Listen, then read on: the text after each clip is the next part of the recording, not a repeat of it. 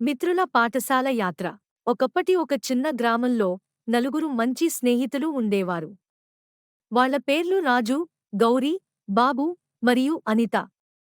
ఈ నలుగురూ ఒకే పాఠశాలలో చదువుతుండేవారు. పాఠశాల దగ్గర ఒక పెద్ద కార్యక్రమం జరుగుతుందని ఉపాధ్యాయులు చెప్పారు. అదే విద్యాసాహస యాత్ర. ఒక శనివారం ఉదయం పిల్లలందరూ స్కూల్ బస్సులో యాత్రకు బయలుదేరారు. అందరూ తమ బ్యాగులు, నీటి సీసాలు మరియు చిరుతిండ్లు తెచ్చుకున్నారు.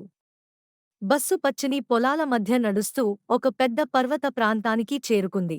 పర్వత ప్రాంతం దగ్గర ఒక చిన్న అడవి ఉంది. ఇక్కడ మనం జాగ్రత్తగా ఉండాలి.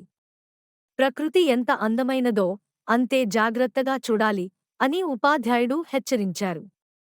పిల్లలు జాగ్రత్తగా అడవిలో నడుస్తూ పక్షులను గమనించారు. గౌరీ అడిగింది, సార్, ఈ పక్షుల గురించి మీరు చెప్పగలరా? ఇవి కొన్ని అరుదైన పక్షులు. ఇవి ఈ అడవికి ప్రత్యేకమైనవే అని సార్ తెలిపారు. కొంత దూరం నడిచాక పిల్లలు ఒక అందమైన జలపాతాన్ని చూశారు. నీటి చిందులు బంగారు సూర్యకాంతిలో మెరుస్తూ కనువిందు చేశాయి. అనిత ఆశ్చర్యంతో, ఇది నిజంగా అద్భుతం అని అంది. రాజు వెంటనే తన కెమెరాను తీసి ఫోటోలు తీయడం మొదలుపెట్టాడు.